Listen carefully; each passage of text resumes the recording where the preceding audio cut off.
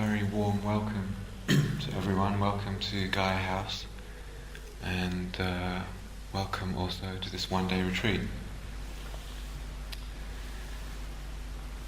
So some of you are familiar faces, I know, and have been practicing quite a while, and some of you are new.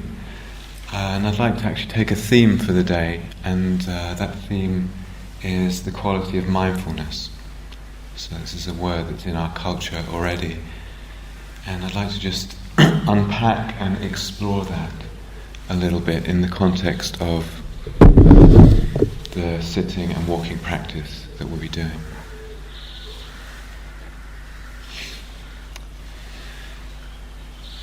So the Buddha was, this tradition of insight meditation comes out of the Buddhist traditions. And the Buddha was someone who discovered a way to freedom in life, discovered a way free of unnecessary suffering. And actually that's all he really claimed. And out of compassion, he wanted to offer that same possibility for all of us. So he offered a path of practice, and I'll talk a bit more about this later. But central to the path, one of the fundamental aspects of the path is this quality of mindfulness. And so it's a really key and basic aspect of the path. Mindfulness is something, in a way, is something very simple. It's an extremely simple quality, and yet there's also other aspects, other dimensions to it. It's quite a rich word. There's many facets to it. So today I want to, as I said, uncover some of that, of what it might mean. In a way, mindfulness is based on the human capacity to pay attention. Okay? Now, all animals can pay attention, but humans have this quite extraordinary capacity of really being able to really refine attention and develop it as a skill. Out of that attention to our life comes, we have the basis then for investigating our life. We can pay attention and then we can investigate our life. We can look at our life and draw close to it, learn from it. So mindfulness and attention, they're very bound up together. Human beings also have this capacity to what we might call self-reflexive consciousness. We can be aware that we are aware. This is something that's actually unique to human beings. We can know when we're paying attention, when we're aware, and know when we're not. There's something very precious about that, because it means then that this is why we can develop this capacity of awareness.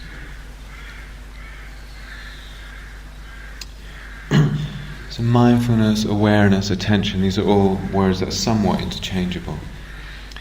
And this quality of mindfulness is indispensable to the path. It's really, without mindfulness there's no path, there's no development, the path doesn't rest on anything. Having said that, it's not the whole of the path. So sometimes we might get the impression from reading or from listening that all we have to do is be there, be aware, and that's it, that's the goal of the path. But the Buddha never said that. Mindfulness is a tool. It's a tool for understanding, for discovering our freedom. So the goal of the path is not awareness, is not being in the moment. It's just one beautiful aspect of the path, one tool that we have at our disposal.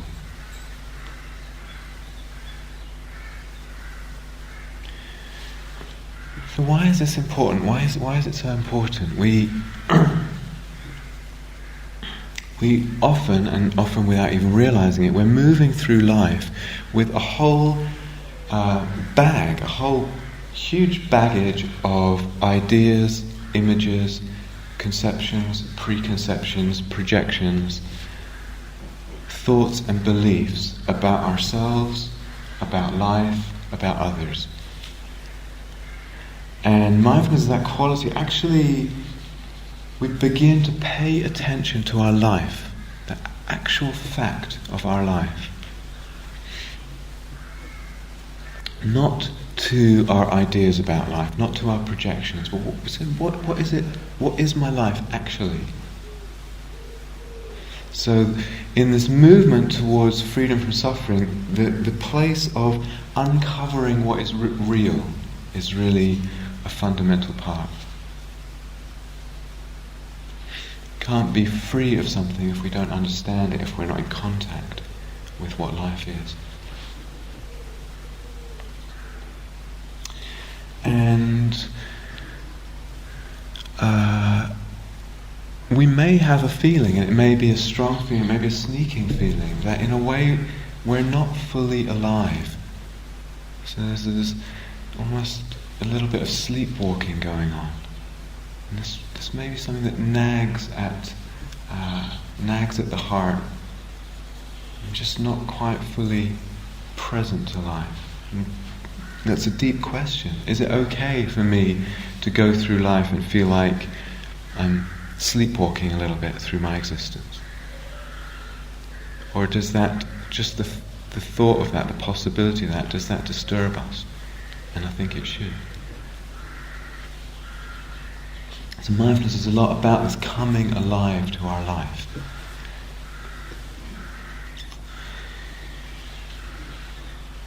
So the Buddha talks about this mindfulness, and he's quite specific about what it is that we need to pay attention to if we're interested in freedom, if we're interested in relieving ourselves from suffering. So human beings, we can pay attention to all kinds of things. I could go through my life paying attention to how can I make the most money, how can I impress, win friends and influence people, or whatever it is. And the Buddha's saying, okay, but if you're interested in freedom, if you're interested in peace and freeing yourself from suffering, there's some areas of life that really need attention. So he talks about giving, I'll talk more about this later on, about giving attention to our body, our bodily life, our feeling life, the life of our mind, thought, emotion. These are all areas that need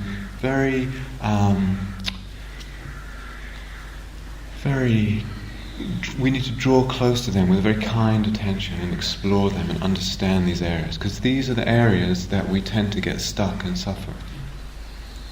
We get stuck around the body and illness in the body and how the body looks. Am I handsome? Am I pretty? Am I not? And the body gets old and gets sick, and we will suffer around that unless we really bring mindfulness there in a very open way and really draw close very deeply to the life of the body. And similarly with the emotional life. How much peace do we have with the emotional life? How much understanding do we have with the emotional life? Or the mental life, the thinking life? So there's a reason that the Buddha says pay attention to these things, because these are the fundamental areas where we get stuck and suffer as human beings. And it's the human condition. It's not just me or you that has this particular problem. It's part of being human. And these are the areas we need to look at. These are the areas we need to bring mindfulness to.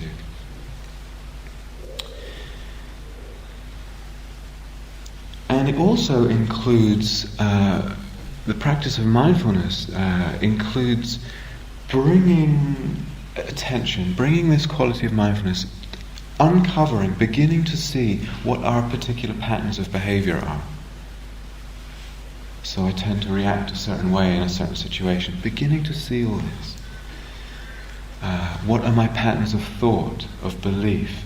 What are my patterns of speech? Can I really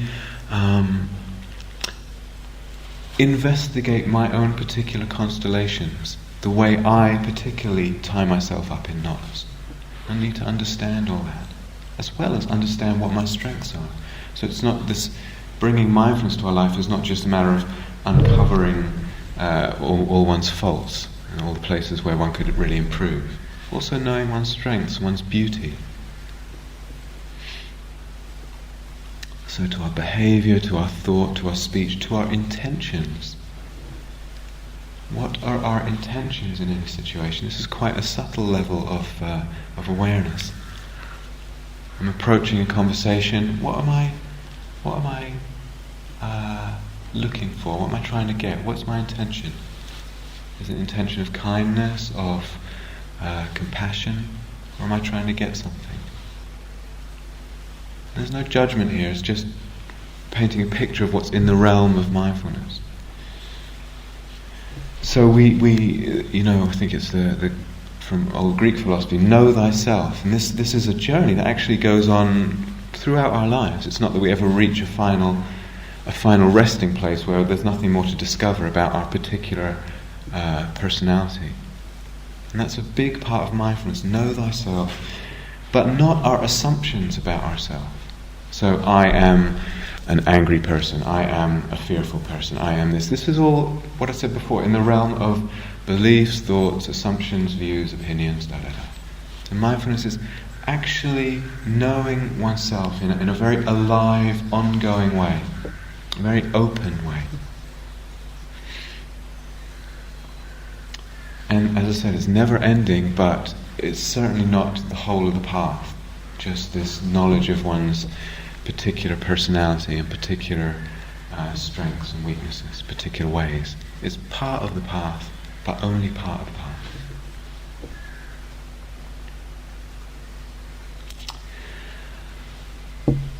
Okay, so let's just go a little bit more detail. What is mindfulness? What is it? So it's a word that has found its way into our culture, but what is it?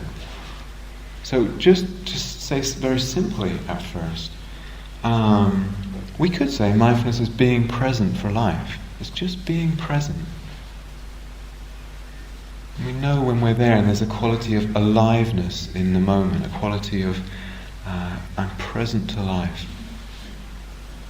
Being in the present moment. Being right here, right now. These are all sort of meditation jargon phrases that have also found their way into the culture. But this is a good way of thinking about it. It's just being present. When we talk about mindfulness in meditation, so we can talk about mindfulness in daily life. Am I present when I'm washing in dishes in the sink? Am I present when I'm talking to someone? And we can talk about mindfulness certainly in meditation. Am I present in the meditation? But I think it's very common for anyone relatively new to meditation, or even for those who've been practicing quite a while, to have the assumption, sometimes conscious, sometimes not conscious, that mindfulness meditation is about getting rid of thought.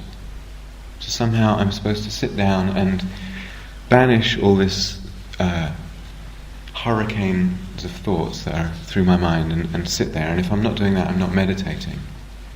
So this is not a helpful view and not the right view. It's not about getting rid of thought. Rather, we could say mindfulness is that quality which knows what's in the mind. Okay, so it's a different thing. It's not about getting rid of something in the mind, getting rid of thought. It's just knowing what's in the mind. I'm mindful that there's thought going on. It's a different thing. Knowing what's in awareness. So it might be in the mind, there's thought going on, there's fear going on, there's joy going on. It might be in the body. There's pain going on, there's sensations of sitting going on. Whatever it is. It might be in the senses. There's seeing, there's tasting, touching, listening. So mindfulness is that quality, one of the aspects, because it's what knows, it knows what's in awareness. That's all. It's not getting rid of anything. It just knows what's in awareness. So it's very simple.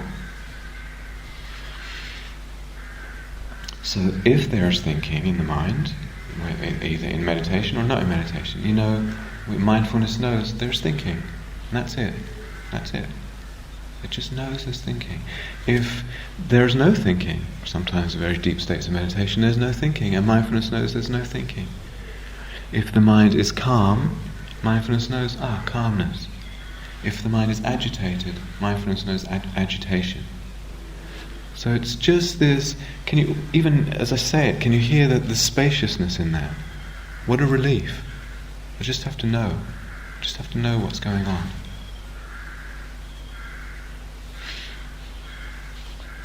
That's one hugely important aspect of mindfulness, just knowing what's in awareness. But as I said, mindfulness is one of these words that has a lot of aspects to it, a lot of dimensions. So that's one aspect, knowing what's in awareness. Second aspect, and actually in a way the one the Buddha used more commonly, is mindfulness. The meaning is keeping something in mind. Keeping something in mind. So it could be the breath, and today we'll be exploring breath meditation. So just keeping the breath in mind. Or it could be keeping the body sensations in mind. Taking one thing and just returning the mind over and over to that so it can explore it. Could be keeping listening in mind. Hearing, sound. Could be our emotional, what's going on in the emotions, and just holding that in mindfulness, keeping it there. So keeping something in mind is another meaning of the word mindfulness, and there's two reasons for that. One is when we are able to stay with something and hold it in consciousness, hold it steady, then the mind, the awareness, can draw near to that and begin to understand it better. Begin to investigate it. So for example, with our feeling life, when we can just be present with that, we can begin to see what's going on there, begin to draw close and begin to understand at a little bit deeper level, instead of feeling like we're just the victim of something that we don't really understand. So this quality of keeping something in mind is, the first reason is so that we can investigate. The huge importance of the power of deep investigation in our lives. So keeping something in mind for investigation, but secondly, keeping something in mind for the purposes of calmness, of calming the mind, calming the heart. And this is such a precious skill, because our lives are basically over busy and frenetic, most of us, and we get entangled in all sorts of things. So we reflect on the kind of skills that it's possible for a human being to have. You only need to open the sort of Guinness Book of Records to look at all the amazingly irrelevant things a human being can develop a skill at. And it's wonderful, and it's part of the awesome diversity of human life. But if we think about that, what's really, really, really worth developing in this life? If I get some skill, some art at calming the mind, that's really beneficial, that's really valuable to me and to others. So we hold something in mind, we keep something in mind for the benefit of investigation and for the benefit of calmness.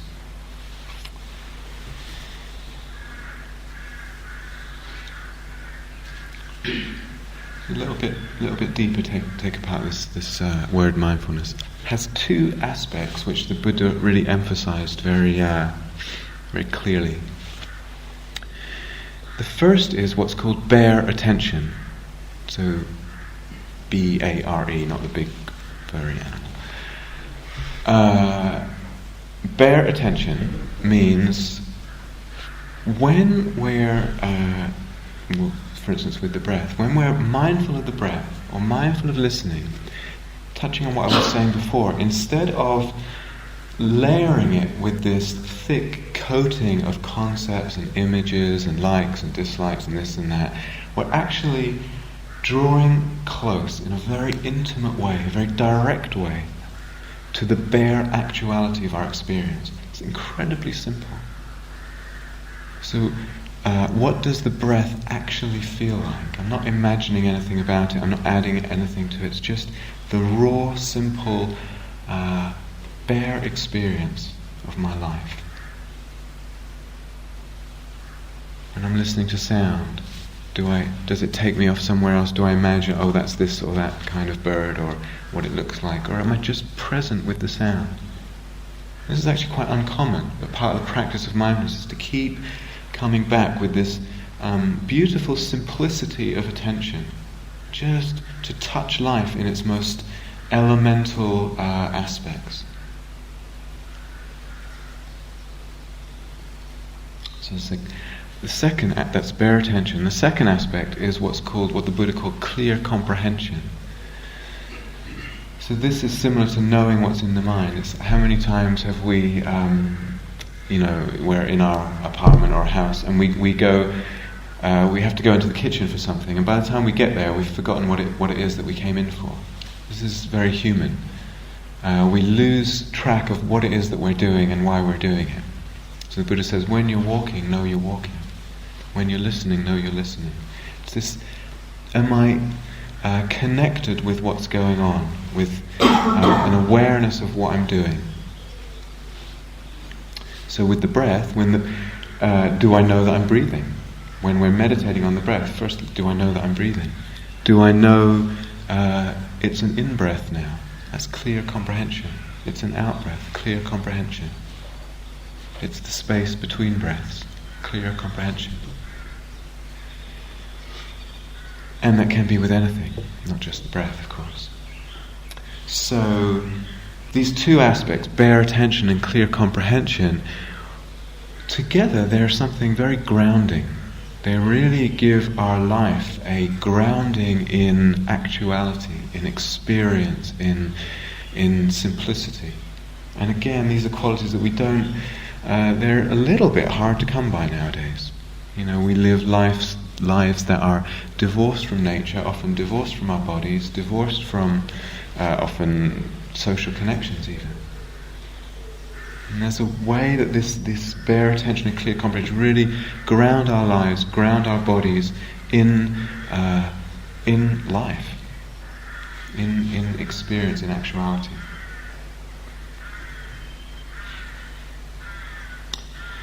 So all of that is a practice. It's not that if someone, you hear it or read about it and right, okay, that's that done and finished.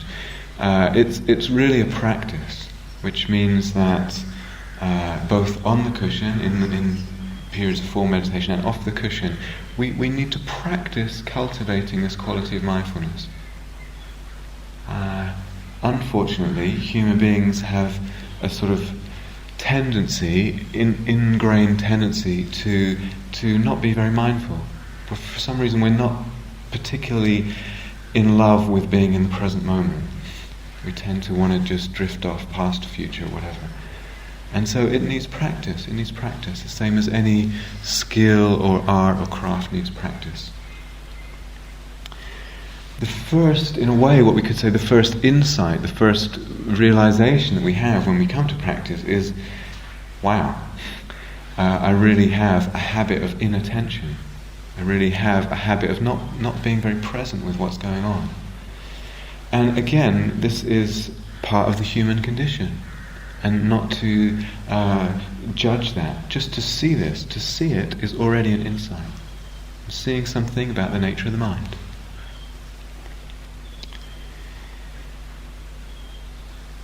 And so we see that, the mind drifts, and we return to the intention to pay attention, to be mindful. And we do that, we bring the attention back countless times, an infinite number of times, over and over and over, without judgment, okay? So this is quite a tricky one, even for often for people who've been practicing a long time. Mindfulness does not have a judgmental attachment to its program. It just sees what's going on. The judgment's coming later. So not necessary to judge. The mind will move, And then we just notice that and bring the attention back without judging. Now there may be a pattern of judging, but that's okay. Can you just actually note, okay, there's judging going on. Not feed that loop, feed that tape. Just okay, and you just come back. It also takes an enormous amount of patience to do this, because the mind will wander. Absolutely it will wander. It will wander countless times in one sitting. And it's really okay. And we notice and we bring it back. So what we're developing is this quality of attention. We're also developing non-judgmentalism. We're letting go, usually gradually, usually slowly, of our habit of judging.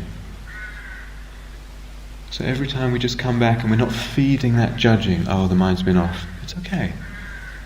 We're actually developing not only mindfulness but non-judgmentalism. And we're also developing patience. So it's important to see there's more than one thing going on here. It's not just developing mindfulness and that's all that matters. There are other factors, other qualities that are being developed, and they're too very important, hugely important.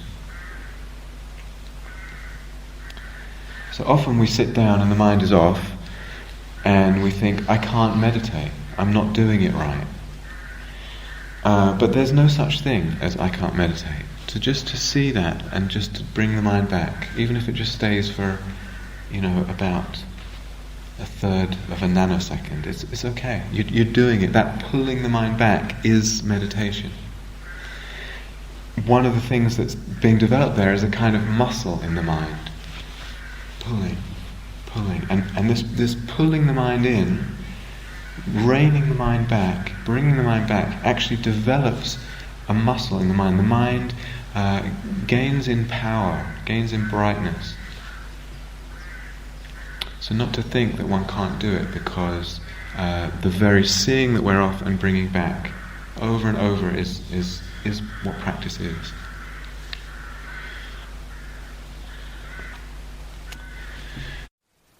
Thank you for listening. To learn how you can support the teachers and to